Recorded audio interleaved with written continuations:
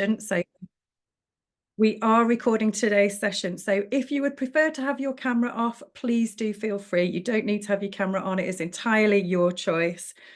A copy of the recording and a copy of the slide deck will come out to everybody that registered for today's session. You'll have got an email from me last night about the exercise that we're going to do probably about halfway through this morning's session. Because that's going to be a discussion-based session, I will stop recording at that point just so that we can have a free and open discussion. I won't record those bits. So the bits that will be recorded are the information bits where I'm talking through grants and public sector procurement processes. We have a chat in our Zoom meeting this morning. So if you've got any questions or anything you'd like to say, you can use the chat functionality. But also, because we're in a meeting, you can put your hand up either in real time on your screen, or you can raise your hand virtually through Zoom and I'll come to you. The session is designed to be as interactive as possible, but we have got a huge amount of information to get through this morning in the next couple of hours. So do feel free to wade in at any time, stick your hand in the air whenever you want to, ask a question as we go along, or feel free to jump in and we'll have discussion as we go. There is a lot of detail today, so if we don't get to anything, or if you would like to get any further information on anything that we cover today outside of this session, you can get in touch with either myself or Ashfaq. So please don't feel that as we're going through this whistle-stop tour of grants and contracts in public sector, that this is it. You can always come to us after it. So I'll hand over actually to Ashfaq just to give a quick introduction, and then we'll run through the session. Gillian, thank you very much for that, and welcome all that have joined the session today. My name's Ashfaq and I work for Impact Hub Bradford, which is a social enterprise, an organisation kind of probably set up about around 2019, and then we were kind of hit by the whole COVID period during 2020, 2021. I've only recently joined the organisation, and I'm a head of operations, managing a number of programs. And one of the programs that I have been managing is the Local Access Bradford and District, which is a £6.6 million of social investment, and that's funded through Access Foundation and Big Society Capital. And it's really to develop a kind of a social investment ecosystem within the kind of Bradford district to support social enterprises. So the program's kind of well funded, but it is a blended provision of investment. So there's some element of a grant, maybe about 20 to 30%, and then some element of a loan, which is kind of 70 to 80%. So the idea or the objectives of the program is really to reach underserved communities and to support voluntary, charitable and social enterprises and faith sector organisations really to become investment ready through the support of enterprise support, blended provision, and that's why we've kind of commissioned Go for Growth and Gillian's team in terms of looking at the whole public sector contracts, procurement, and Gillian will be sort of covering on that. From what I've seen in terms of the slides and stuff, Gillian's going to be doing some practical sessions of learnings, which will be good. But if there's then any questions or any ideas that you want to kind of develop or want to discuss, quite happy for you to kind of contact me directly. We have a team which is the Airedale Enterprise Services, who are one of the delivery partners, and the Impact Hub offering the enterprise support element for this program. And then we're working very closely with Give Bradford that look at an element of readiness grant. Then we're also working with Key Fund, who are the main purse string holders to the investment element of it. Just to give you an idea that in terms of the kind of investment, we're looking at working capital of up to £100,000, in terms of the social investment, short-term working capital of £100,000, asset capital of £250,000. So organisations that wish to kind of develop any premises or buy some premises for their kind of programs, then they can certainly look at that. It's offered on a 6% interest rate, which is very competitive with the market that we've got at the moment, and sort of paying that back over a period which could be sort of 7 to 8 years. We've also developed a specific social investment program, which is Sharia compliant, where there's no interest that's paid, so you pay back what you borrow. Any organisation of any faith can apply for that funding, as it were. So it's not kind of restricted to one particular faith group in that. So that is looking at sort of borrowing, having a social investment, but then there's no interest element to that. And that's something else that we can sort of pick up and discuss. The process, I was just saying to Gillian a few minutes ago, that the process is basically a conversation rather than here's an application form and you fill it in and go away and see where you get to. It's a conversation between the organisation and us, the organisation and Hub Bradford, and also Key Fund. We want to make sure that you've got the right advice and guidance, and also in terms of the social investment that you need. We've also seen over the last year, I mean, the program's been running for a couple of years now. It was developed and then, because of COVID, put on ice for a while. But the project was launched in December 2022, so we've been running for a few years. It's having that kind of conversation with those organisations that want to have that social investment. The social investment for some organisation is a step too far, and that's hence the session today is looking at sort of procurement and how you could sort of win those contracts from local authorities to develop your organisation and deliver. Things have been difficult with some of the local authorities, but I think the social investment is looking more attractive because there's less funding from the local authorities kind of coming forward. So some of the organisations have been saying, you know, we have been looking at the social investment element of it where we haven't considered it before. So it's kind of an interesting time, or difficult times for the local authorities and also grant dependent organisations. And I think that's probably a different conversation. Quite happy to take a few questions if anybody's got anything that they want to ask, but Gillian will run the session. If there aren't any at this stage, Ashfaq, I'm happy to make a note of any that might come out during the session that are for Impact Hub Bradford as opposed to Go for Growth. So I'll flow any through that might come out as we chat throughout the session. Perfect.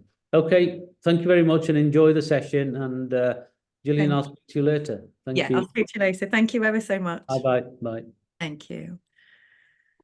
So you can see on screen what we are aiming to cover this morning. So we've got 2 hours set aside. We definitely won't run over that. And if we do finish a bit early, then obviously I won't keep anybody hanging around. I know we're all super busy. So we've just had the introduction by Ashfaq around the social investment scheme. We're going to have a look at why the public sector might be a good client.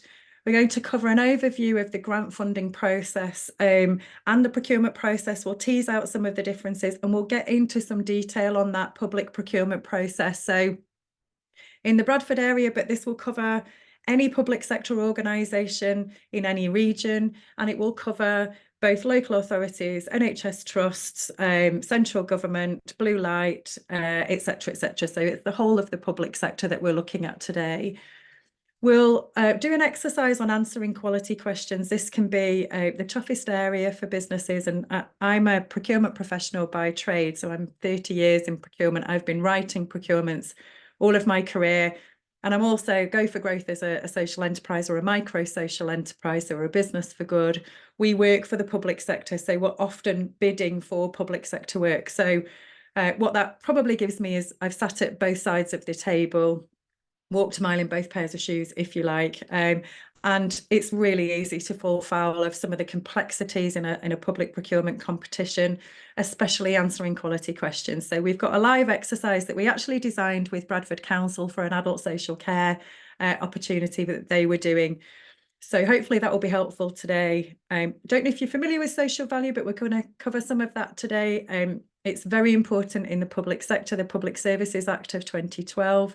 So we'll talk through what social value is, and we'll think about what you can include in your social value narrative for public sector procurements.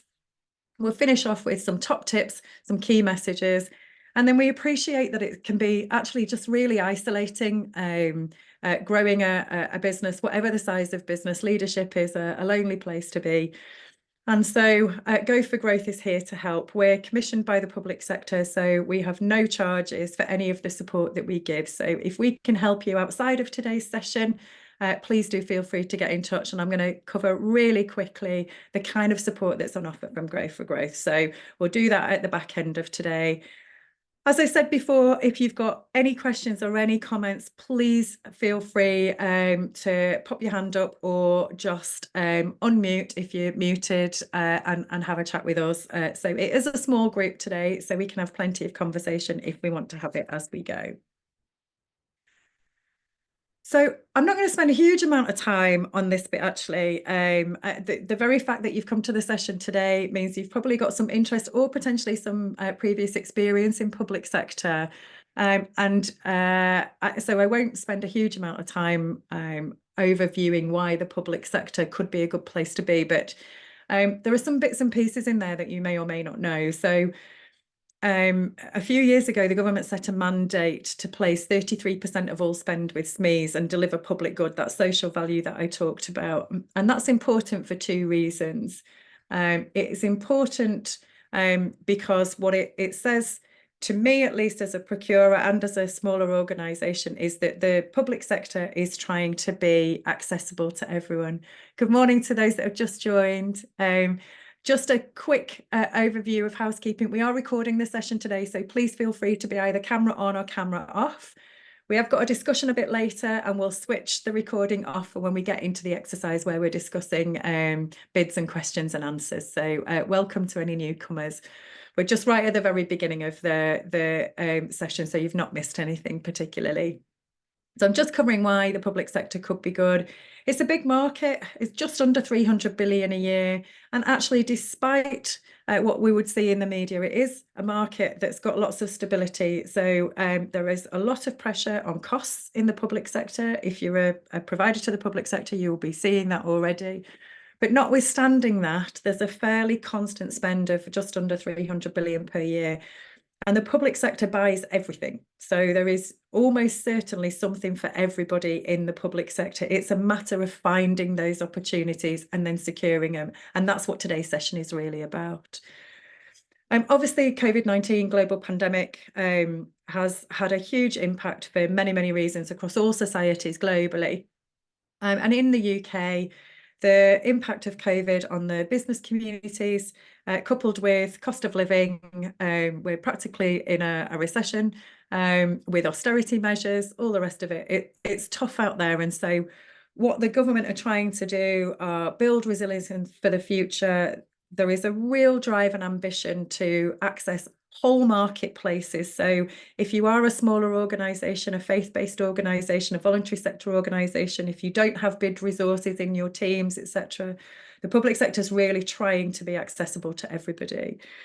And there's a huge emphasis on development of local economy. So things like the levelling up agenda, widening participation agenda, all of those things mean that it's actually, in my view at least, it's a pretty good time to be thinking about the public sector as a potential partner.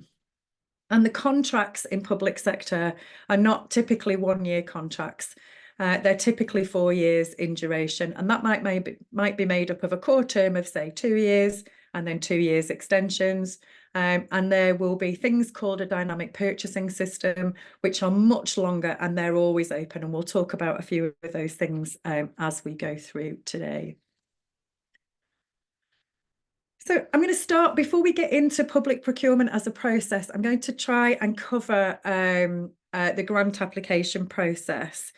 So if we start with the grant funding process, there's some common guidances with grants. Some of this will be very similar, both for grants and for contracts.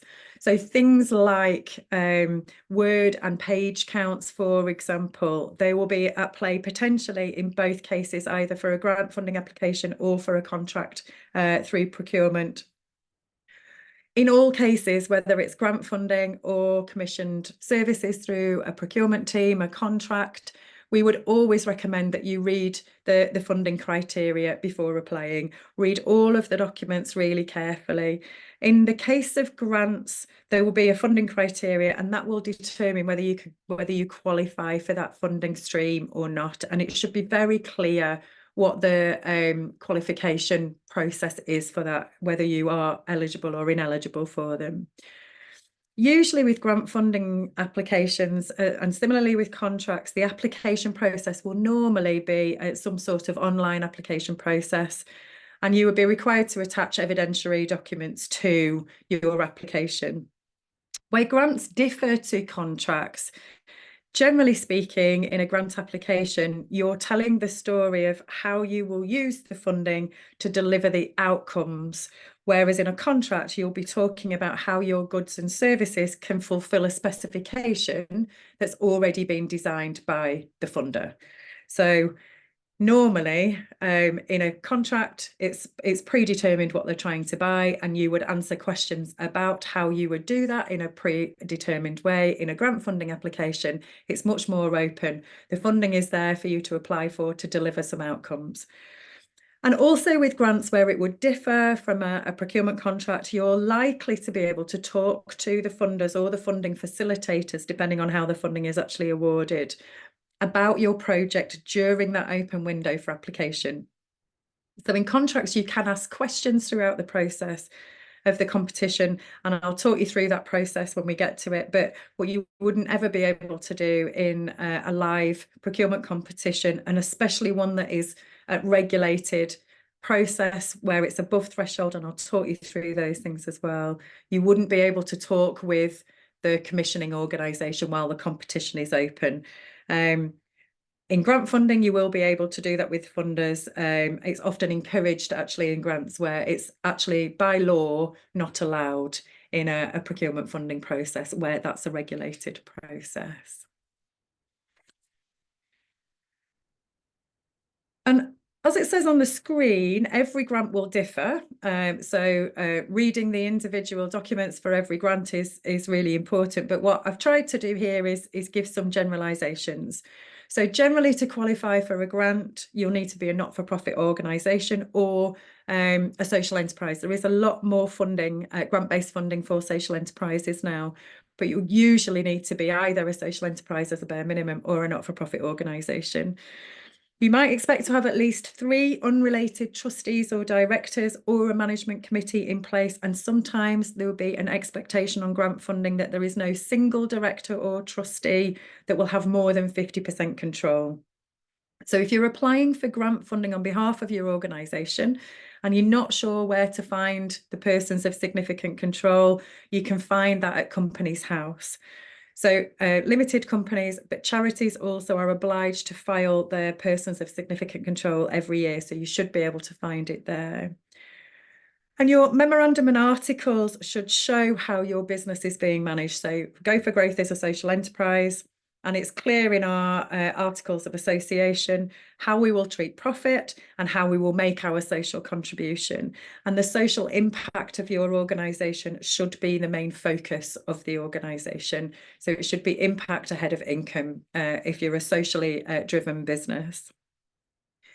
In both grants and contracts, actually, your financial standing will be asked about. So for grants, you might be asked for a bank account in the company name, and some funders will require 2 individual unrelated signatories on that bank account. You'll need to demonstrate your financial standing, but also in grants, you will probably be asked how you will manage the grant money.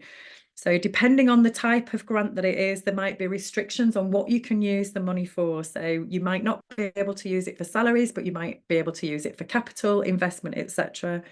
And also, if there is match funding in place, you might be asked to demonstrate where the match funding is coming from. So there will be funding rules in terms of what you can spend it on. It could be completely open, so you can spend it on anything, including salaries, or there could be some restrictions around how you can spend the grant money. And if it's match funded, then you might be asked to demonstrate where that funding is coming from. In both grants and contracts, it's likely that you would be asked about your core policies in your organisation. So, for example, if you're working with children or vulnerable people, it's likely that you would need to have a safeguarding policy to accompany your grant application. So thinking about how you might get ready for those things will be useful. They are timed processes in both cases. A grant and a public sector procurement competition will have a beginning and an end date. So they won't necessarily be always open. So having your tools in your toolkit ready to go with these funding applications can be really useful. And last year I did some road shows with Cabad actually in Bradford, and these actually were top tips that were put together by grant facilitators that attended the road shows that I was at, and I thought they were really helpful top tips for grant funding applications. These slides are all coming out to you, so please don't worry about making a load of notes if you don't want to.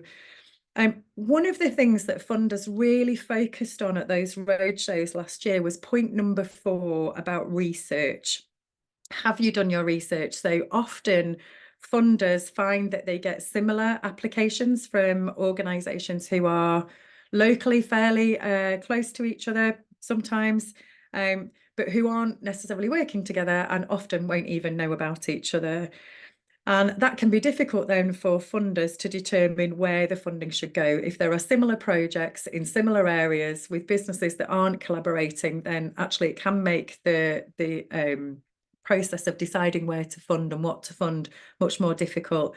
So part of that research should be thinking about what you're doing that's different, who else is doing anything in the local area that might be similar, what's the gap that your project would fulfill, have you determined the need for what you're doing, who else is doing what nearby, have you talked to them, do you need to talk to them, and making sense of that in your funding application would be really useful.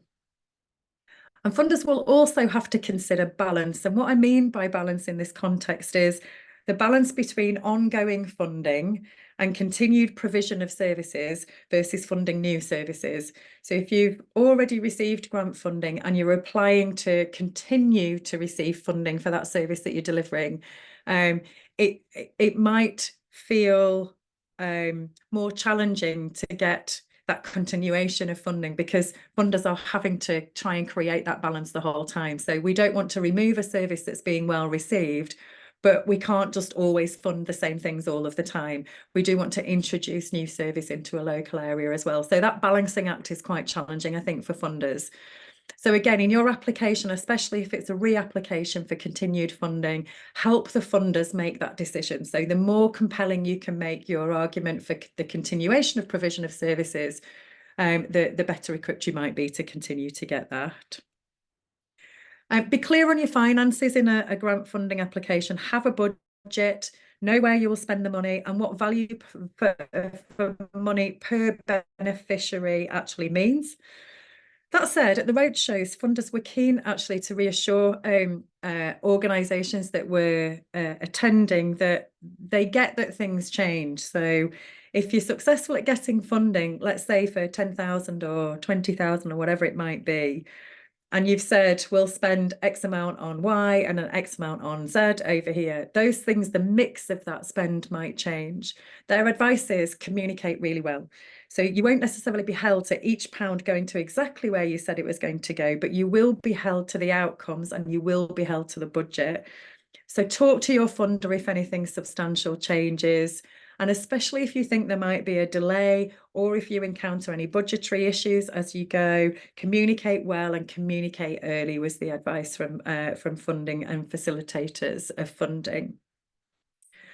And this is going to sound dead obvious, so I apologise because I'm about to teach you all to suck eggs, but it feels like a healthy reminder for me every time we bid or submit grant funding applications. Make sure you don't forget anything. So if you're asked to attach attachments, if you're asked to attach an implementation plan, for example, or a policy or crucial information, make sure that you attach it. And whilst you can discuss the project with funding facilitators during the application process, ultimately you'll be judged on the application itself. And that might usually go to a panel. So they can only judge your application on what you tell them. So if there's any missing information in there, that will hinder your chances at being successful. And in both cases of grant and public sector procurement, don't assume that even if those funders know you and know your business and know the outcomes that you're already delivering, that they can take that into account. They can only take that into account if you've written it down in your application. So if you want either a public sector procurement evaluator in a competition to know something or a funder to know something, you'll have to write it down in your application, because ultimately that's what the funding decision will be made based on. All right, so far, any questions so far before we move on into public sector procurements? Hopefully I'm going to excite you about the world of procurement. Fingers crossed. So what I've tried to do on this slide is break down the steps that's involved in an open tender process. So the terminology in public sector, you'll hear people talk about competitions, mini competitions, they'll talk about tenders, bids. Effectively, it's all the same thing. And you probably know that already, so apologies. But the steps in terms of a public procurement opportunity of any value above 25,000 in wider public sector and above 10,000 in central government, you would normally see them being advertised. Can I just ask if everyone's familiar with Your Tender, which is the procurement portal in Yorkshire and the Humber for local authorities in our region? No, I'm not familiar with it, no. Okay, all right. Has anyone heard of something called Contracts Finder or Finder Tender Service? No. Yes. You have, okay, real. So EU Supply is the host of something called Your Tender. And I've got the next slide has got some links on these things for you. But effectively, every public sector organisation will be advertising their opportunities on some sort of online portal. Local authorities in the Humber use something called Your Tender. And what the Cabinet Office, the government offer, is a search engine. And so for lower value opportunities, so down to 10,000 for central government and down usually to 25,000 for wider public sector, you can find any open opportunities on Contracts Finder. It's basically a search engine that will send you off to the procurement online portal that you would need to get more details from. And Finder Tender Service is the same thing, but for higher value. So anything over the legal threshold, and I'll tell you those in a second, would be on something called Finder Tender Service. They have to be there by law. So depending on what value type of opportunity you're looking for and what kind of client you're looking for them from, then Contracts Finder and Finder Tender Service are good search engines. You should be able to find pretty much anything across those two. And if local authorities in Yorkshire and the Humber are who you want to look at, then EU Supply Your Tender is where the opportunities will be advertised. Values that opportunities are advertised are almost always a maximum. And it's a total contract value maximum over the duration of however long that opportunity is for. So if it's 100 grand a year for 4 years, the total contract value would be 400,000. But it's never a guarantee of what you can achieve through the contract. And the small print in the documents will tell you how that cost is made up. So it might be that you're quoting day rates, for example, or a price per service or product, etc. But what they're saying is we've got no more than 400 grand to spend. And what you'll see in any procurement competition is how much of the score is given up to the price. So they're always split between price and quality and usually social value as well. So you'll have your advertisement that goes out. There's a process called clarification. So as soon as the competition's live, you can ask questions and it's called a clarification period. So if you've read your documents, you've got any questions, you can ask those questions through the procurement portal and the contracting authority has to answer them. You'll submit your bid eventually by the deadline date. And that will go into something called evaluation. So that's when a panel of evaluators will score your bid in line with the criteria. And I'm going to go through all of that with you before we get to the exercise. Once everything's been scored, depending on what type of contract it is, there'll be winners and losers. And so there'll be an intent to award the contract to whoever's won it. If it's over the legal threshold, then there would be a mandatory standstill period, and that's changing in October. It's 10 calendar days as it stands at the minute. It will go in October to 8 working days. But that standstill period means the contract is intended to be awarded, but it hasn't yet been awarded. And that period means if you were unsuccessful in the bid, and if you think your score is incorrect, or if you think the process hasn't been run fairly and appropriately, then you can challenge the result of that in that standstill period. That's what it's there for. Once standstill period has been concluded, then a contract award will be made. And that will be made through a contract award notification very publicly through the procurement portals. And so those are the steps of the process. I keep talking about thresholds in public procurement. So the legislation that we're regulated by in public procurement kicks in at a certain point. So if you're supplying supplies and services, so goods and services, outside of central government, the threshold where the law kicks in is £214,904, including VAT. So anything above that would have to be advertised on Find a Tender service, and anything above that would be classed as a regulated procurement. So all the legislation kicks into force, and it has to be run in a certain way. The central government threshold for supplies and services is 139,688, including VAT, so a lot lower than wider public sector. You then have a threshold for works, so construction type stuff, which is 5,372,609, again, including VAT. And then you have something called the light touch regime. So if you are offering services that are in social care, for example, the contracting authority might be using the light touch regime, which means the legislation kicks in at £663,540. So that gives you a little bit of understanding of when the legislation kicks in and when then the public sector contracting authority is governed by law in terms of how they have to run their procurements. Underneath those thresholds, each public sector organisation would have something called their contract procedure rules. So up to where the law kicks in, Bradford Council, for example, will have on their website at what point they will use what process. So they might say, and this, I'm making this up, so this isn't what they actually say, but they might say, for example, between 5,000 and 25,000, we're just going to go out for 3 quotes. But between 25,000 and the threshold, we're still going to run a competition.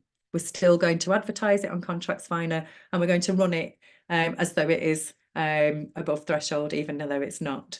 And every organisation will have a set of those individual rules that they run to until the legislation actually kicks in at that threshold. So if you want to know how Wakefield Council work, you can go onto Wakefield Council's website and you can search for their contract procedure rules. It's a constitutional document, so they have to have it on their website, and it will tell you what their processes are. So you can get some information about how they work. So this is what I was talking about in terms of the link. So this is the Your Tender portal. So this is where local authorities in Yorkshire and the Humber are active with their opportunities. Every local authority in Yorkshire and the Humber uses it. Your purchasing organisation, YPO, do use a different system. So they use something called ProContract, which is hosted by Proactis. The NHS, for example, typically use a procurement portal called Atomis, and higher education, so universities, typically use a system called Intend, although I did have a quick look at Bradford University and they use a procurement portal called Delta e-sourcing. It's a little unclear actually in the Bradford area what the West Yorkshire Association of Acute Trusts, they're a collaborative procurement organisation that would cover the Bradford teaching hospitals. It's a little unclear what they use actually in terms of their portal. What I would say is there's lots of portals, and they all run differently. And so if you are ever struggling, or if you want to know how to register for any of these portals, if you want to have a demonstration on how to search using Contracts Finder or Find a Tender Service, my colleague Lauren at Go for Growth, and her contact details are on the slide deck. She's our portal guru. So she has run every single portal that exists pretty much. So if you want any help and support, then Lauren can be your first port of call. She'll help you register, she'll help you find opportunities, she'll help you express your interest, she'll help you get all your documents, etc., etc. So please don't feel like you're having to navigate them on your own. But when you get the slide deck, those links are live, so they will take you to Contracts Finder, Find a Tender Service, and they'll also take you to the Your Tender service as well. So hopefully that's helpful. So in terms of the contracts process, there's 6 elements that you can see on screen. So once the procurement is live, this is effectively the process that you'll go through. You'll get something called an invitation to tender. So in any procurement, there'll be bidder instructions. Our advice would be try not to be overwhelmed by these documents, but don't ignore them either. So they are designed to help you navigate the process. They can be really meaty documents, so there can be a lot of information in them. And the invitation to tender could be a separate document, or the instructions could be included in the invitation to tender, but they will all be in there for you. And at the front end of any public procurement, there will be something called the Standard Selection Questionnaire, SSQ. And there are 7 sections in the current Standard Selection Questionnaire. Depending on how much value there is in the procurement, or how complex the procurement is, will determine how much of that questionnaire is being utilised.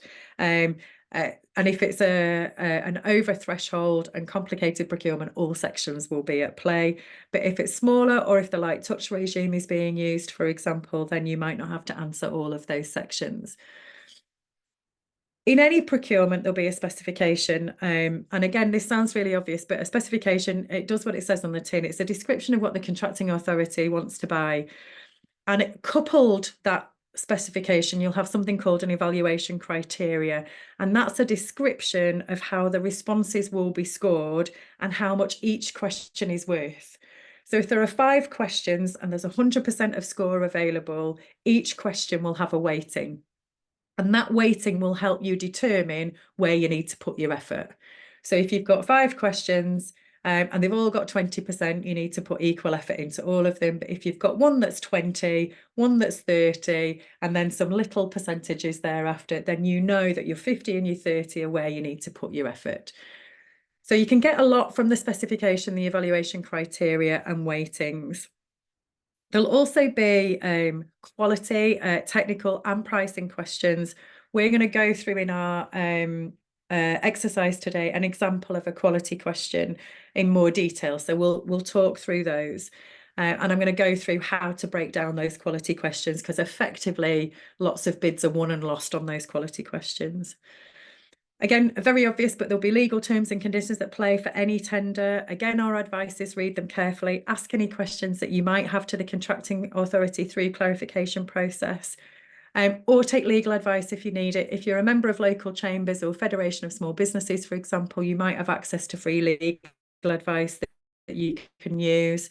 But you can also, and you can see on screen that 4 of those things are underlined in blue. We've run some lunch and learn sessions where we break down each of those things. So in the legal terms and conditions, we're talking through what the main terms and conditions are and what they mean and what the likelihood or what the issues are if you fall foul of them. So that could be helpful also. And then finally, there's feedback. So all bidders should be notified whether you've been successful or unsuccessful. So you should at least know whether you won it or you didn't. And if it's the latter, if you were unsuccessful, what you should get is your score versus the winning bidder's score. And hopefully what you should get is some detailed feedback or an explanation of those scores. Now, we have new regulations coming into force in October 2024, and that does change how feedback is given, and it does make it a lot better for providers. From October, what you'll get is assessment summaries. So you'll get some real detail around why you didn't win, what was missing, in relationship to the winning bid, which will be super helpful to help us all when we're unsuccessful to figure out what we can do better next time. So when you get the slide deck, if you want to go to any of those lunch and learns, please feel free to do so. They're just 20-minute videos, but they might be useful in breaking down some of those things. So if we dive into specification in a little bit more detail, as I've said, the specification is basically what the contracting authority wants to buy. It is, if not the most crucial document, certainly one of the most crucial documents in any bid. And our advice would always be, and it's what we do, and you'll determine your own processes, obviously, but our advice would always be to work through the specification thoroughly, making a note of any questions that you might have for the contracting authority, and you can ask them through the clarification process.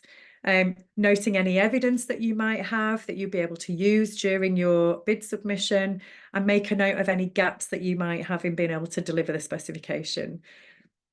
And those gaps are actually important in terms of a go, no go decision. Am I going to bid this or not? You might decide to not bid if the gaps are substantial, or if they're insubstantial, you might decide to go ahead anyway and continue to create a response. When you complete the quality or technical questions, your answers to those questions should relate back to that specification. In essence, what the questions are doing are testing your ability to deliver what's needed. And the what's needed bit is what's written down in the specification. So referencing back to parts of the specification that the question is relating to will hopefully help enhance your scores. And it's worth noting that in public procurement, you should only be tested in evaluation criteria on something that is within the specification. So if you're being asked a question in a public procurement competition that you can't see covered by the specification, you can ask a question about that through clarification questions. So you shouldn't be, that shouldn't happen. You should only be asked on what's in the specification.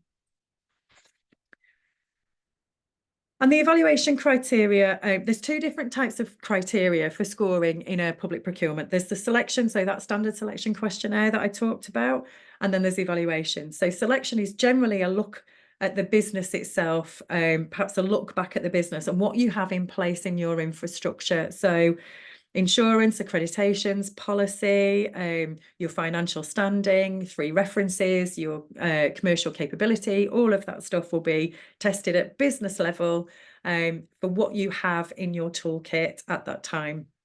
It's worth noting that when you're asked about insurances and accreditations, for example, you might not have them in place at the point of bidding. The question should be phrased, will you, on a self-cleaning basis, commit to making sure that they are in place if they're not already, if you were successfully winning the contract by contract start date? And that's especially important if it's an accreditation that would have a cost associated to it. Similarly with insurances, if you need to take out new insurances or increase your insurance premium, the contracting authority shouldn't be asking you to have that in place at point of bid. They should only be asking you to have that in place for contract start date. And that will become a duty under the new regulations come October. So that's what you should expect to see. But evaluation is a bit more of a forward look. So in a regular job interview, you've got competency-based questions. Give me an example of when you've done this. In a public procurement, it's more about tell me how you will do this if you are successful. So it's more of a look forward. The questions should be framed in that way. So how will you do something? And if you can answer those questions backed up by evidence and linking back to the specification, as we've talked about, that should really help you maximize those scores. And we're going to break down a question in a second. What we would always recommend in terms of evaluation criteria is that you read that scoring really carefully and answer with the scoring criteria even in mind. So when you read back over your submission, or even better, ask somebody else to do it in your organisation with a fresh pair of eyes, look for the evidence against the scoring criteria. So, for example, in a score of 5, have you evidenced a clear focus on people who use services, etc., etc.? Whatever the score description is for the top score, can you see it in your answer? Tick those things off, and we'll talk through that in a second. And so if we think about answering questions, in a bid, what you might have is 100% of all of the scores available. And 60% of that might come from the quality questions, 30% of that might come from the price, and 10% of that might come from social value. But there'll be a breakdown of it. Go for Growth is just doing a bid at the moment where it's 100% on quality. So if we don't get the quality questions right, we won't be successful. The price isn't being scored, and social value is wrapped into quality in this one. So they can really be often the difference between winning and losing the quality questions. So what we talk about is breaking down the question into the verb elements, and I've got an example of it on the next slide. Again, this is going to sound super obvious, but only answer the question that's been asked. It is so tempting, and I really have to make sure I check and double check and triple check that, because I am so prone to doing this. It can be really easy to just want to tell the story that you want to tell, and it might be that that's not been asked in the question. And especially if there's a word count, you would just be wasting words on answering a question that won't get you any scores. So only answer the question that's asked and evidence that answer as much as you possibly can. Now, if you're a new business, a startup, for example, that might not be evidence of what you've done before, but that could be evidence of the infrastructure that you've put in place to make sure that you can deliver in the future. So whatever that evidence is, use as much of it as you can. And obviously, don't forget to provide any documents. And there is a tip in here. So some tenders use a word count or a page count. So similarly with grants, if it says there is a word limit of 500, don't go over it. Anything over 500 will simply get redacted and the evaluator won't even see it. If there's a page count, it's usual, not always, but it's usual that will be a font size constraint. So it might be, say, 4 pages at Arial font size 12.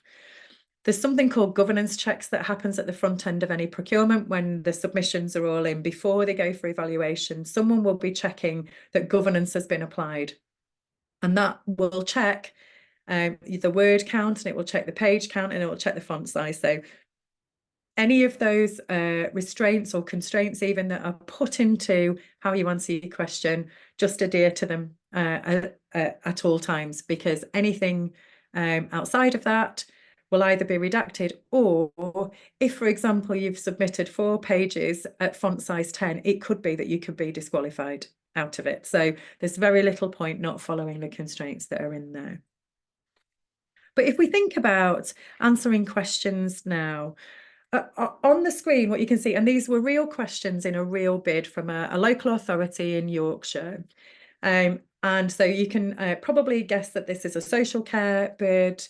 And there were 3 questions. What I've highlighted in yellow is what we call the verb elements, the doing elements. So in that first question on care plans, it talks about how you ensure the care plans are individually tailored, person-centered, and meets the needs and outcomes of the person. So 3 particular doing bits. And then it says you must state how you ensure that care plans are kept up to date. 4th doing element, what measures you've got in place to ensure people are involved in their care planning. That's the 5th doing element. And how you link with partners to ensure needs are met. That's the 6th doing element. And you can see there that it's got the highest weighting. It's got a 25% weighting, and there are 600 words allowable for that with no attachments. So when you are structuring your answer, in the specification, it will talk about care plans. So it's worth going back to the specification, for example, and reading up about care plans, reading up about what the specification is looking for when it talks about person-centered, meeting the needs and outcomes of the person, etc., etc. And when you're answering, you can then tick off the individual verb element of that question to make sure that you've answered it. You can double check and triple check, obviously, your word count, and you'll be putting most of your effort of those 3 questions into that first one, because that's where the most points are. That's where the most score is available. Similarly, in question 2, 3 doing elements in that one. How do you seek feedback? How might the service be improved? And how do you evidence that feedback is acted upon? 15% weighting on that one, 200 words, no attachments allowed. And again, it allows you to approach the question very logically. You can go back to the specification and see what the specification talks about in terms of service improvement, service feedback, how they want that person-centeredness to take place in that feedback process. And you can deploy your resources so that that gets as much attention as it needs for the 15% weighting. And then that third question, 100 words, but you can see that it's information only. So whatever you write in there, it won't add to your score. So in a priority basis, that's going to be the lowest priority and take the least amount of effort. And you've got the least amount of words, but still there are 2 doing elements in there. How do you support that participation in local community, and how do you get others involved with your service? And that's what the question's really driving at. So we have always found it very useful when you first get your tender documents, read the specification, do all of that I mentioned about ticking off bits that you can evidence, underlining things where you're strong, identifying any gaps, any questions that you might have. When you then come to the quality questions, you can then relay those doing elements back to the specification and tie it all together. And you'll know from the evaluation criteria what score is the highest and what score is the lowest, and what the definition of that score is. Cool. So everybody should have got yesterday from me an email with the exercise for today. Don't worry if you haven't had a time to read through it, or if it didn't get through to you, okay. But effectively what we're going to do for the next part of the session, I'm going to stop recording in a second. I'm going to ask if everyone's comfortable with coming on camera, because this is the bit where we're going to actually try and get into some discussion, as opposed to you listening to me for the last hour. So let me just pause the sec. Cool. All right. Great. And actually, thank you for that contribution to the exercise. I thought that hopefully that was really useful for you. It's always really interesting for me. Hopefully it was helpful for everyone. So next bit is social value. So we're going to talk about what social value is. So there's a piece of legislation. It's driven by the Public Services Act. I'll talk about that in a second. And effectively, there's something called the National Procurement Policy Statement. I don't know if everyone is familiar with the National Procurement Policy Statement. Effectively, that sets out the priorities for social value. And it talks about things like creating new business, creating jobs, and creating skills within a local economic area. It also talks about tackling climate change. So it talks about things like environmental stewardship, tackling waste and reducing waste, reducing carbon, and increasing supplier diversity, increasing resilience, and also driving innovation in the future.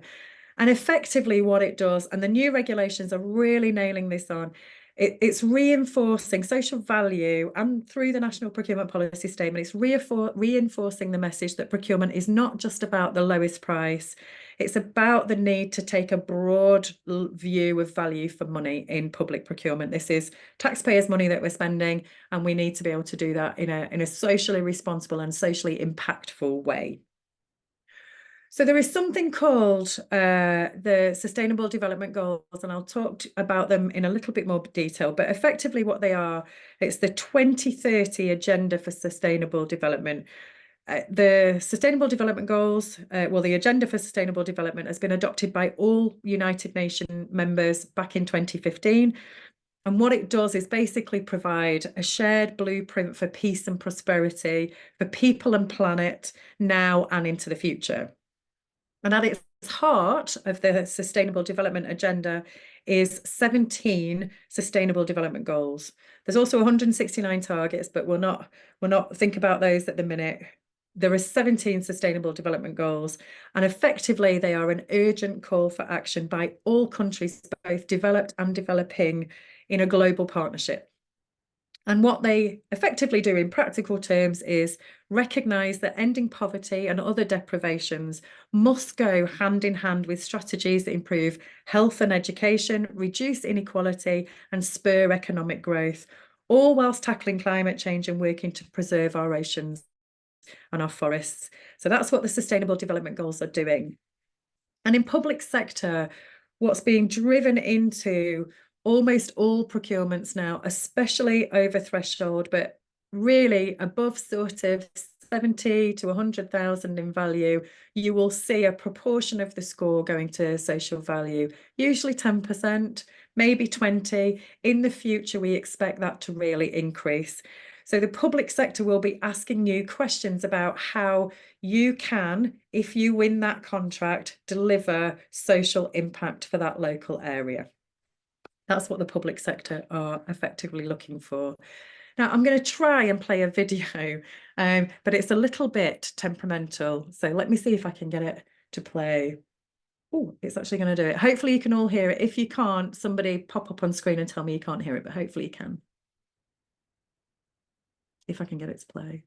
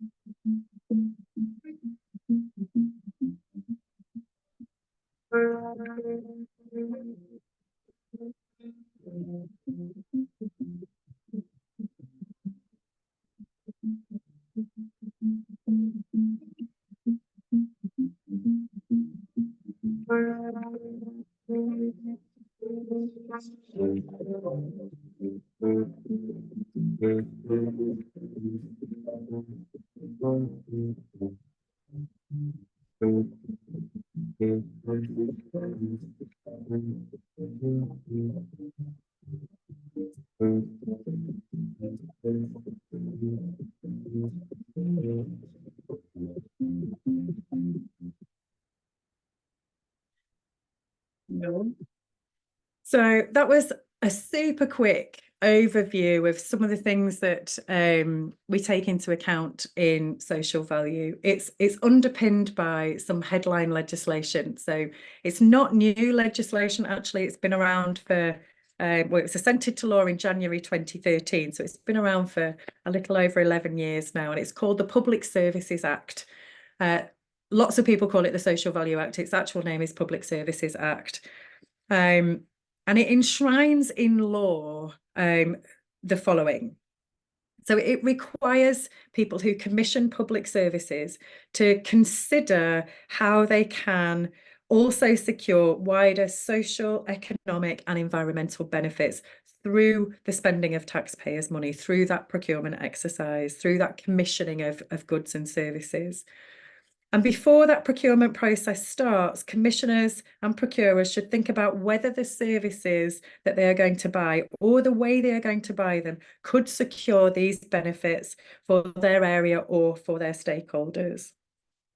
And the Public Services Act is a tool to help commissioners get more value for money out of their procurement. It encourages commissioners to talk to their local provider market or local business community to design better services, often finding new and innovative solutions to difficult problems. In the new regulations that come into force in October, the duty that's placed on procurement to deliver socially impactful and environmentally impactful procurement only serves to increase.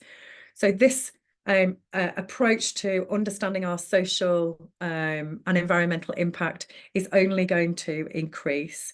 And there's been such a push over the last 10 years. The National Procurement Policy Statement that I was talking to you about was last issued in 2021. There is another one that is due out. The latest update will be due out in June this year. I would recommend, if you can and if you've got time, to have a read of that National Procurement Policy Statement when it comes out. You'll find it on gov.uk, because it will define and describe the environment in which the public sector seeks to procure. So at the minute, it says things like we need to create new businesses, new jobs and new skills, tackle climate change, reduce waste, improve supplier diversity, innovation and resilience. And those things will get updated in the 2024 version, and they'll give us as providers an insight into what's really important to the public sector when they are going out to market. And all of it reinforces the message that procurement's not about lowest price, but it's about the need to take a broad view of value for money.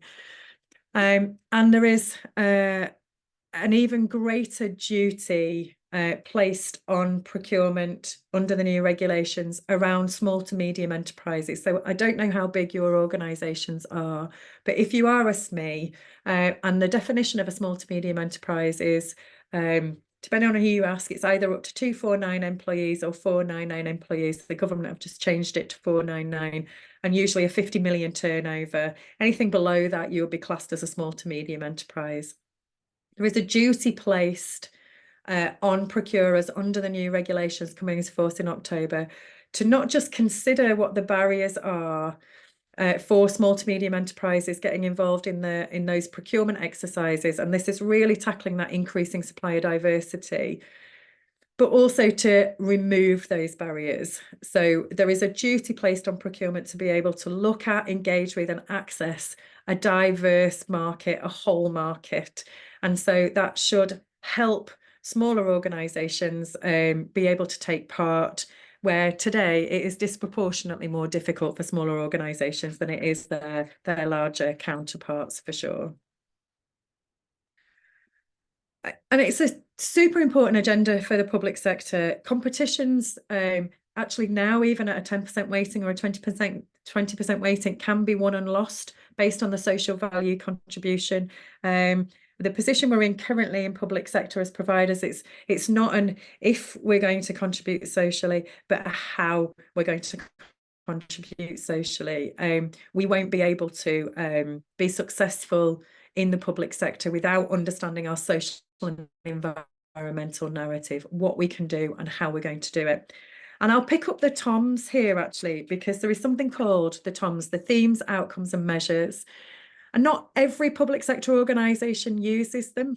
There is an organisation called Social Value Portal that actually run the TOMs for many public sector organisations, but not all of them.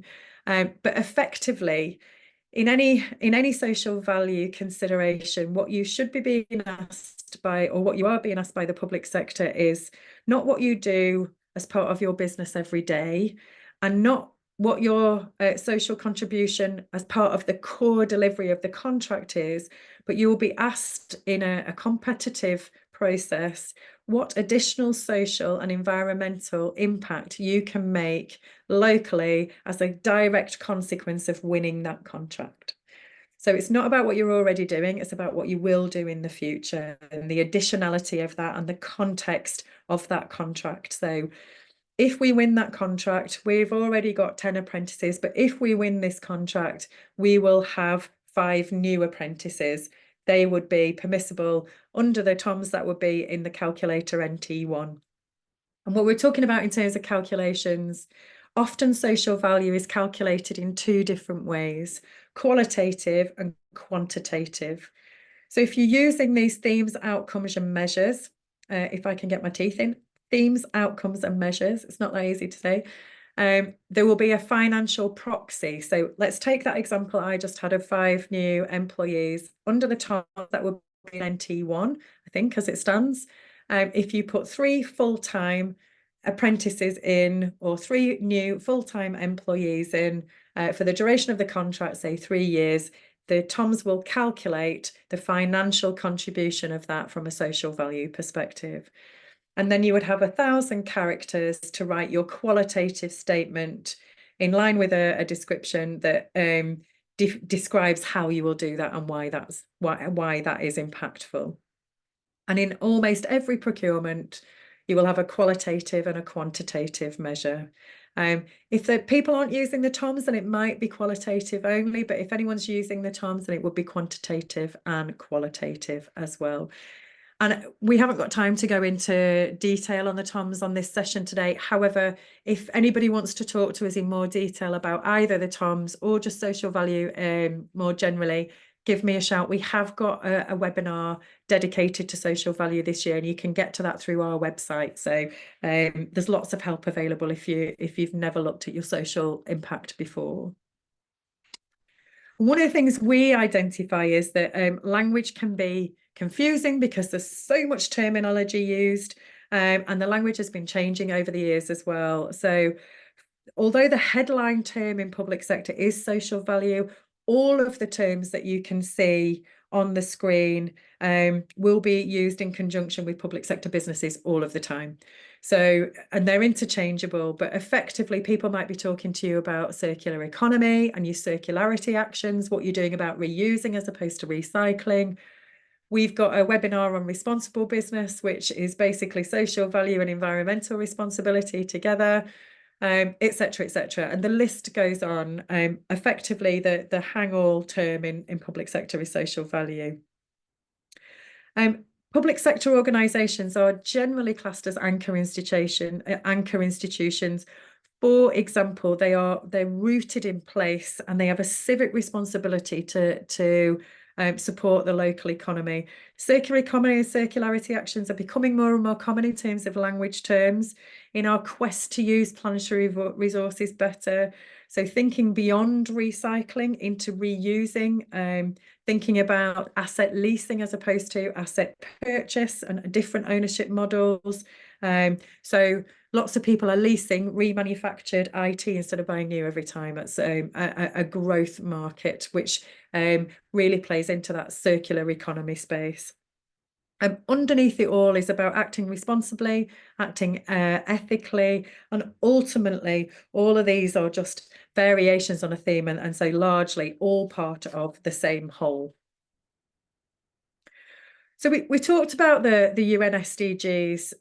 If you've not come across social value before, you might not have come across the 17 Sustainable Development Goals. But as I said before, they're an urgent call for action across the developed and developing world.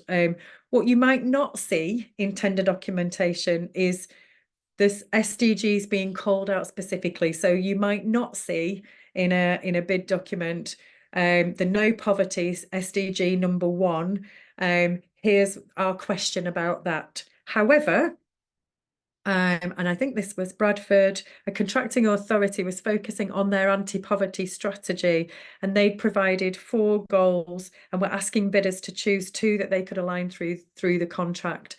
So whilst it didn't say Sustainable Development Goal number 1, no poverty, it's clearly aligning with the SDGs as part of their anti-poverty strategy. And I'm happy to share with you if anybody wants it. So let me know if you do. We have got an SDG mapping tool that we use because it can often be useful to sit down. No problem, I'll send it through. It's just an Excel spreadsheet, so it's dead simple, but it can be useful sometimes to sit down and go, right, my organisation. So let's think about Go for Growth. We offer support to businesses to help them develop and grow in the public sector. What does the no poverty goal mean to us? What's it mean to the UK to start with? Because often these are about more developing countries.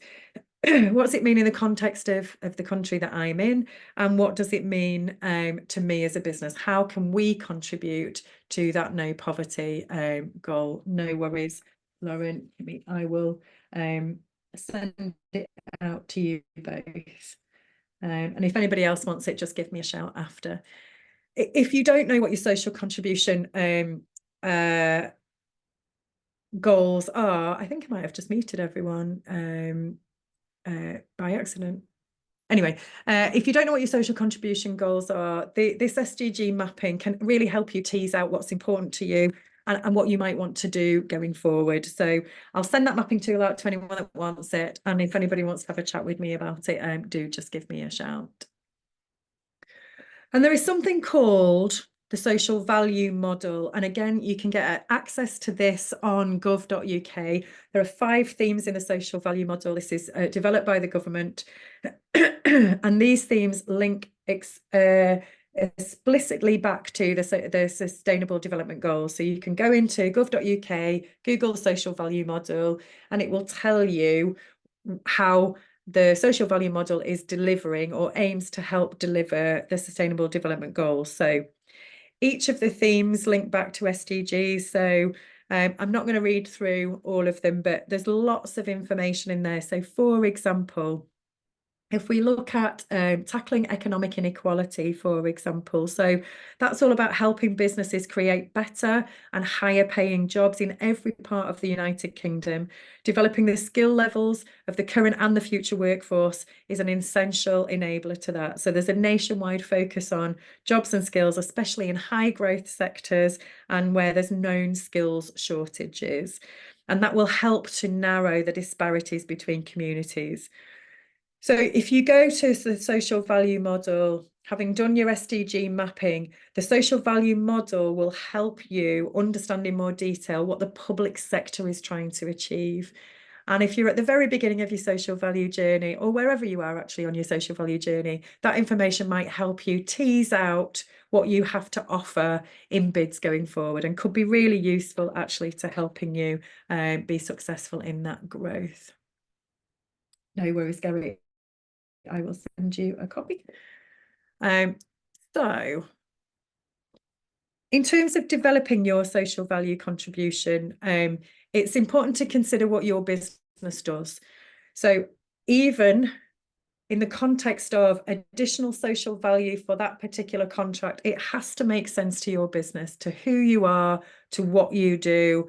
And so if we take an example of no poverty, goal number 1, for example, some stats for you. There's 14.5 million people in the United Kingdom. This is in 2022, live in relative poverty. That's 1 in 5 of the population are classed as living in relative poverty. And relative poverty is about low income. So it's calculated as a household income less than 60% of the median household income. The median household income is 31,400. So 60% of that is 18,840, which would be an hourly rate of £9.66 for 37 hours a week. And that's less than the minimum wage of £10.42 for over 23s from April last year. So the question we ask ourselves is, what do we do with that? How do we contribute to do that? So we might pay a fair wage. That might be something that we can do. We might commit to a living wage foundation, for example. We might try and reduce our reliance on seasonal contracts. We might eradicate the use of 0 hours contracts, etc. But we should think about the impact of those things. You know, if I do that, what impact will it have? By increasing the pay for workers, that will help shift families out of relative poverty, and it will allow them to have a better standard of living. What do we need from our customers, though, to be able to do those things? So consideration, we talk to the public sector about this an awful lot. Consideration needs to be taken into account by buyers of the potential additional costs that things like this might cause the supply chain. So buyers need to commit to paying a fair price rather than trying to get the lowest price. And we've talked a lot about the regulations and social value all being about it being value for money as opposed to lowest cost wins. It should not be a fastest race to the bottom anymore. Prompt payments, for example, from our customers, and right the way down the supply chain will help suppliers with cash flow. And that brings us back to that notion that when you put it all together, if customers pay a fair price and we pay fair wages, then actually we're together lifting people out of poverty. What else can we do? Thinking about those SDGs again. So goal 4 of the SDGs is about quality education. So in our businesses, we can think about continued professional development. We can think about apprenticeships. Do we support schools? Do we take part in careers days? Do we offer work experience? Do we have placement schemes? Do we do that with children with additional needs or just mainstream? What can we do to achieve goal number 4, for example? Goal number 16 gets everyone peace and justice. I don't know if anyone here turns over more than 36 million, but if you do, then modern slavery will apply to you. But whether it does or it doesn't, as business owners or business people who are in business or even voluntary sector organisations, it is our duty to make sure that modern slavery can't happen in our businesses, but also in our supply chains. In a public sector competition context, if you don't turn over more than 36 million a year, you won't be answering the modern slavery question. But that doesn't mean that we shouldn't be thinking about modern slavery and doing our bit to ensure that the things that we buy as businesses can't include trade or geographies where people, including children, could be enslaved. And modern slavery in the UK, if you look at the national referral mechanism, you will see that there is a staggering amount of modern slavery in the UK. So this isn't just about emerging countries or developing countries. This is very much on our doorstep. So whatever our turnover is, we can think about what we can do to prevent modern slavery and expose modern slavery in our supply chains. And every goal, even life undersea, every goal we can think about, is there something for my business to do? Now, what I'm not saying at all to anyone is you should have a strategy for each of those 17 goals. In Go for Growth, I think we're aligned with 3 or 4. But what the mapping exercise will help you do is figure out which of the SDGs are important to your business, which help you run your business, and that will help to start putting your social value narrative together. And so that's really all the information I wanted to give you. I'm going to finalise it with some common pitfalls information and some key messages, and then I'll give you a really brief overview of how Go for Growth might be able to help you if all of this is just sounding a bit complicated or a bit challenging or difficult. So the common pitfalls in bids, we actually went to 10 public sector organisations and asked for procurement teams' opinions on this. Some of it's going to feel super obvious, especially given what we've talked about already in today's session. But it's worth having them in front of us sometimes, I think, when we're bidding, so we can remind ourselves that we should only answer the question that we've been asked, no matter how tempting it is to tell people other stuff. I absolutely remember one bid that didn't ask about social value, but my organisation was doing some really funky stuff on social contribution. I really wanted to tell them, and I absolutely had to stop myself from just writing a load of words that wouldn't have got me any extra scores, and actually probably would have penalised me on score because they hadn't asked me about it. So it's a really easy trap to fall into. We've got to submit all the documentation that's required. Caveating is really interesting, actually. So generally speaking, and it's not in 100% of cases, but generally speaking, we would always be saying, try not to caveat in your bid. So for example, if you're saying, if I do this, it will be this price, and if I do that, it will be that price.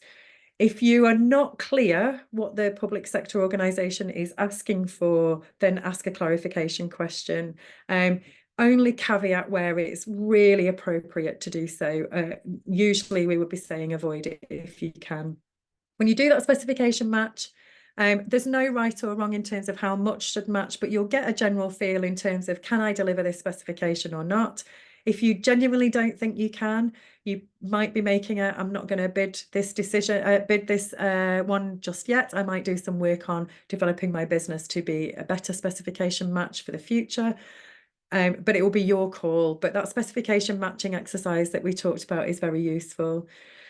I'm a real fan of don't reinvent the wheel every time. If you've got previous bids where information would be useful, definitely use them. There's no issue with that. It comes with the normal conditions and health warnings that you would expect. Make sure that there's no references to previous customers, and make sure that the information is relevant to this particular bid. A lack of evidence will always be problematic. If you can back up what you will do or what you have done, so much the better. If you're asked for information, make sure you give it. Key information missing, such as a policy, for example. Lots of public sector organisations would come and ask you for it, but they do have the right to just discount you from the process if you don't put that information in. So it's always worth double checking that. And that word and page count, don't go over them, follow the constraints, because if you do, you run the risk of being disqualified, or on a word count especially, whatever you've written in addition just will be redacted. The evaluator potentially just won't even see it. The assumptions that I'm talking about in this context is if you might be an existing supplier to your customer, or you might already have grant funding, don't assume that because they know you, that they can take anything that they know other than what's written down into consideration. In both grant funding and public sector contracts, you will only be scored on what you've written.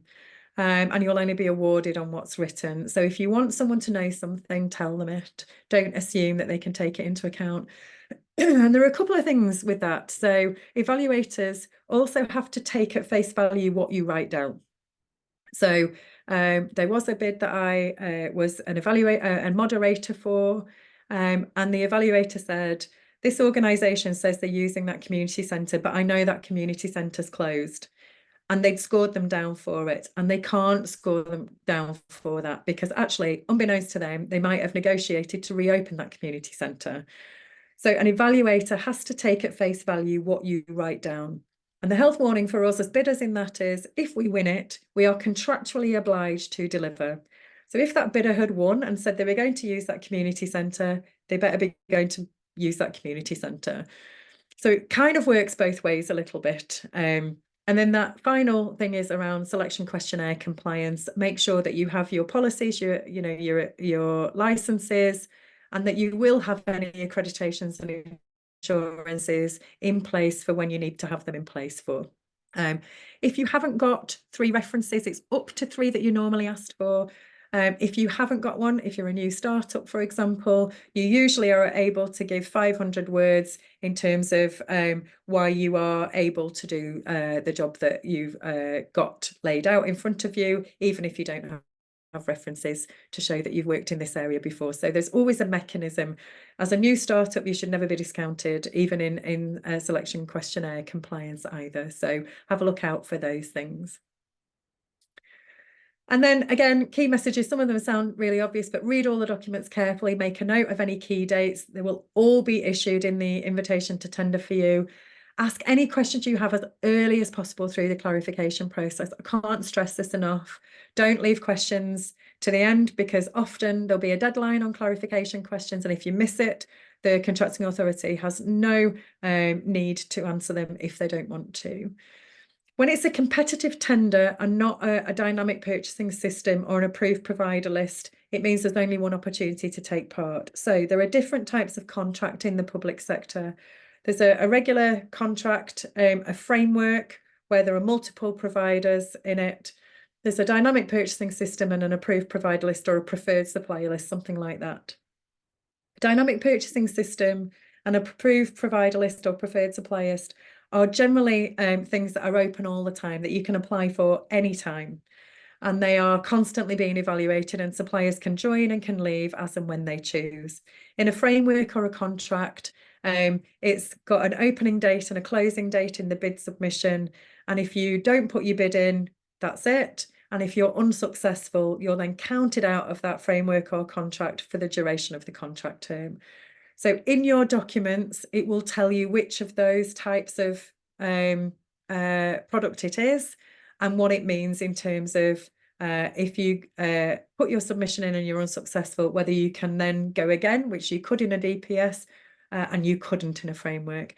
And I won't confuse the issue, because some of those things are changing in October 2024.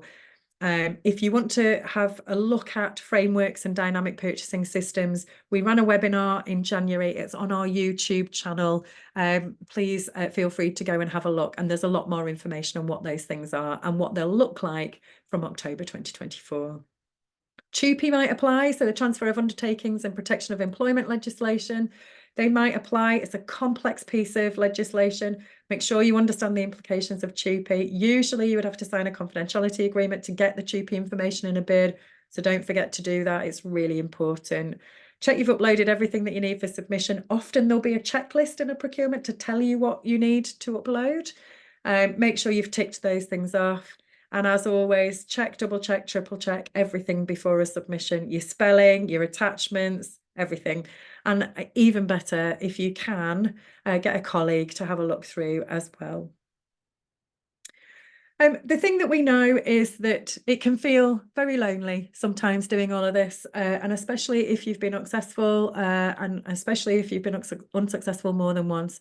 Go for Growth is here to help. It's our job, and we're commissioned by the public sector. It's our job to sit between the public sector and the marketplace to try and help the marketplace to take part in public sector opportunities. We're here to try and build capability, capacity, and confidence in local markets. And so we've got a number of things that's available. We'll help you understand the public sector process. So we've done a bit of that today. We can do lots more of that with you. We'll help you find opportunities. We'll help you navigate the portals. We'll help you understand process and policy. And effectively, we'll help you understand what the basic needs are for any sort of funding application. And that includes things like lottery funding or some of the foundational funding that's out there. We'll help you with your social value and anything to do with the environment and carbon reduction. And if you have been unsuccessful, you can come to us with your feedback if you want, and we'll work through that with you in confidence, on a one-to-one basis. And so you can come to us in lots of ways. We try to offer support that's personalised, so you don't have to effectively wade through anyone else's treacle. So you can come for one-to-one coaching if you want. We do lots of events, workshops, lots of guidance, tutorials, skills-based workshops, that kind of thing. And we've also got online courses that you can tap into. And we've got a self-service platform. So we've developed something called the Public Sector Supply Ready Accreditation or Status. It's free of charge to go through. There's just 3 steps in it, and it will help you develop and demonstrate your capability and readiness to supply the public sector. It will also help you complete the standard selection questionnaire. So that's embedded in the PSSR. And news just in, we've just had it CPD accredited as well. So if you go through the public sector supply ready accreditation, you will get 12 hours continued professional development for your organisation at the same time.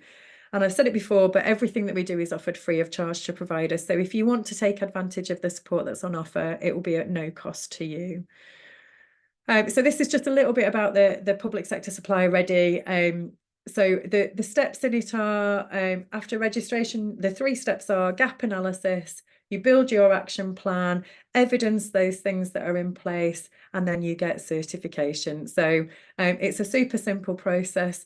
It really helps the public sector to know who in the marketplace has invested in their skill set and their preparedness to take part in public sector competitions. What are we doing at the minute in Go for Growth? So we're super busy supporting over 8,500 businesses across the United Kingdom, over 23,000 engagements with providers.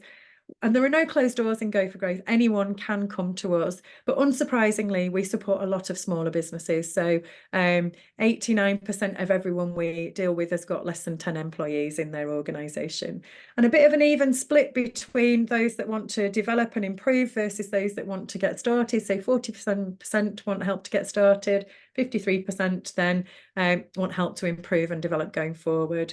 And regardless of the demographic of a business, we aim to provide welcoming and inclusive support for anyone. So whatever kind of business you are, in whatever sector, we are here to support you.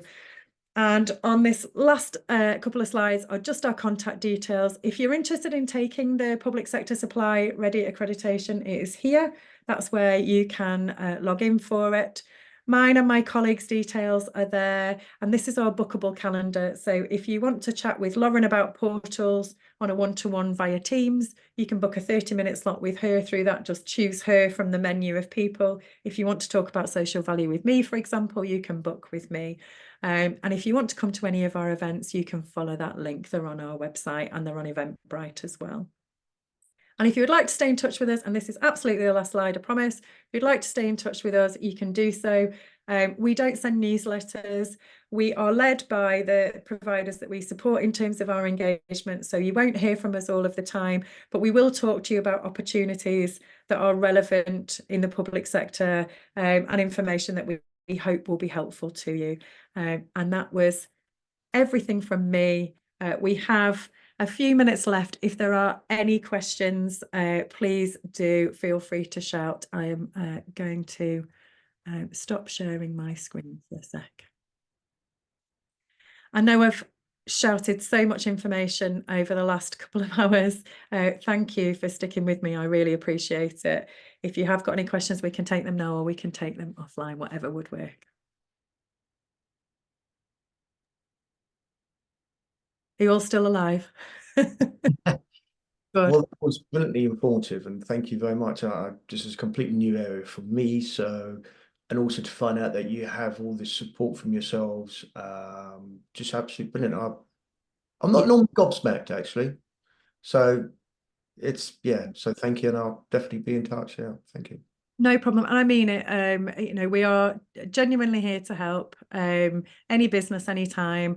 Lots of different ways that we can try and help you. So if you do want any help or support, if you've just got a question, or we don't need many excuses to get the kettle on and have a brew and a biscuit and a chinwag. So if you just want to chat, Yeah, please do feel free. We'll do everything we can to help. brilliant. Thank you. Look forward to it. Thank you so much. No Thank you worries. very much. That was No helpful. problem. We'll send the slides out. So you'll get a PDF copy of the slides today. You will also get a copy of the recording. It'll probably take us about 48 hours to get those out to everybody. But do feel free to get in touch. And thank you. 2 hours is a long session. I know it's a long time to take out of your calendar as well. So I do really appreciate you. And all the chat we had in that exercise. It was really brilliant. Thank you. Thank you. you. Thanks for your time. Have Thank a you. great rest of your Friday. Thank you. You too. Thank you ever so much. Good to meet you all. Bye. Bye.